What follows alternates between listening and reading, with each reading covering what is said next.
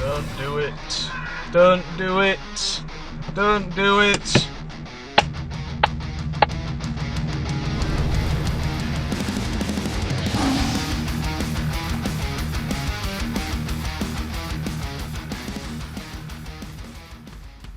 What's up, drivers? Today we have the D600 from GKU on test, so let's see what's in the box. You get your main D600 unit with rotatable mount. The sticky pad section can slide off as well for easy removal from your car.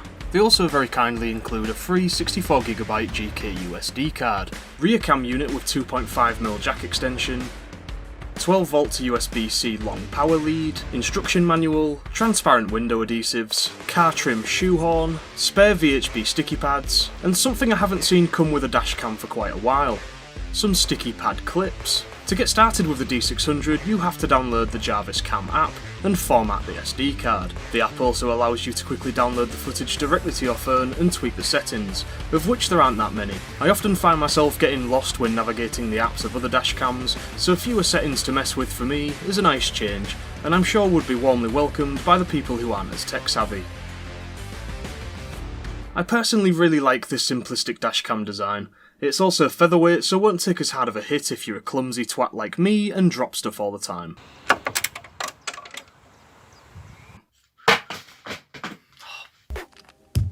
My only gripe is this screen looking section, which bewilders me as its only purpose is for this blue LED, which is difficult to see while you're driving, being the only indication that the camera is on and recording. My A139 has multiple easy to see red LEDs and markings by them for what each one means. There's not a whole lot I can criticise with the front visuals of this dashcam, if I'm being perfectly honest. It looks nice. You can easily read road signs and oncoming licence plates while moving. It suffers a little bit from sun glare, which I'll discuss more later on, but generally it's a very solid dashcam in terms of its 2.5K visuals. Didn't even look, mate, did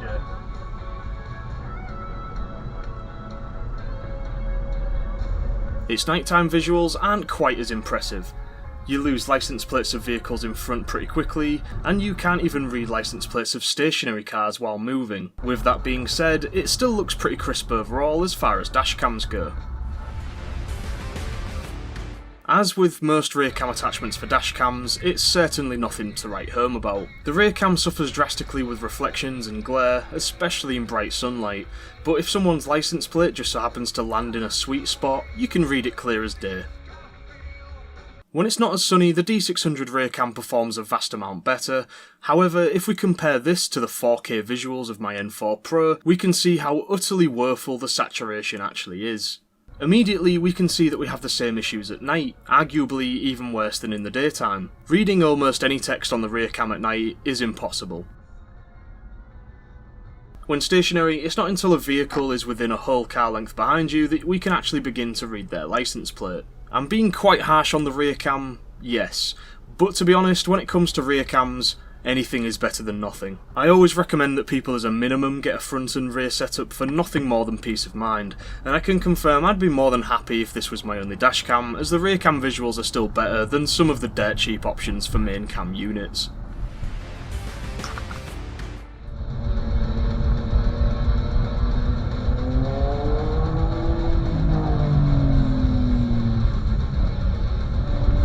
Why you should never be in a hurry to overtake. I was quite pleasantly surprised to see that in 4K mode, sun glare doesn't ruin the image as much as it does in 2K. It's not a huge difference though, mind you. But compared to the A139 Pro with polarising lens, you can tell there's room for improvement.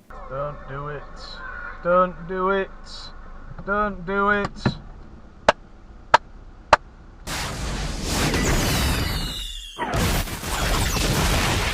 At night, it absolutely blows my A139 Pro out of the water. Well, other than licence plates of passing cars, that is. But see how much clearer even the smallest of text looks here. We do, however, still get a fair bit of dashboard reflection. Nothing to complain about here really, you can hear me perfectly fine, the actual volume has a good balance and sensitivity to it. It's certainly better than Vantru's N4 Pro for audio, but compared to Viofo's microphones, it's simply nothing special. Don't do it. Don't do it. Don't do it. For a dashcam, it's above average though. so I imagine would be more than good enough for most of you watching this video. One big gripe I do have though, and I say this about almost every dashcam I review, is the audio peak you get when saving a clip. Those of you with loud TVs or earphones in, this is your warning to brace yourself. Very, very much so. Video lock. Believe it or not, this is also with the woman's voice set to low.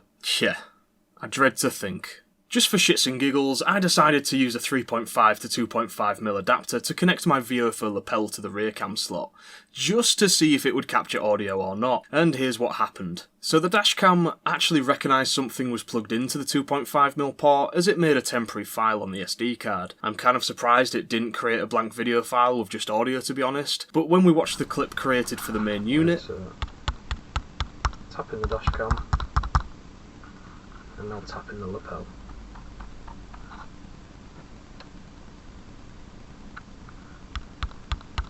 Yep, of course it didn't work. Worth a try.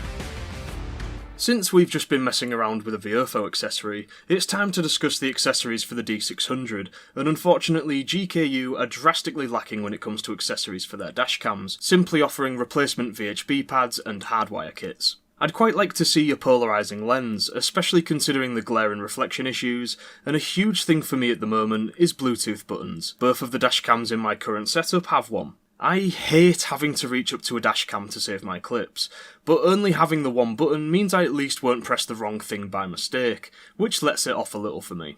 Accessories would get a worse score if not for the inclusion of the sticky clips. Currently on sale for $89.99, this dashcam is honestly an absolute steal, and even at full price it's more than worth its original value. Standing for transport stream, this file format is most commonly used on DVDs, however the clips play perfectly fine in VLC on my computer. But if you've watched my dashcam reviews before, then I know what question is burning away in your mind right now. Does Premiere accept the clips? And no, it doesn't.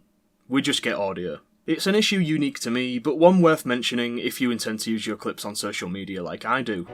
Taking everything into account, I feel like 7 stars is a realistic and generous score. I've said it 1,000 times, but there's no such thing as a perfect dashcam. But if you're looking for a cheap alternative that more than holds its own against the likes of VOFO and Vantru, then you can't go too far wrong with the GKU D600. Having said that, I wouldn't even give my VOFO or Vantru 10 stars overall based on today's criteria, and they're pretty much triple the price. Thank you very much for watching. Please go and check out the D600 for yourself using my Amazon link at the top of the description. Peace!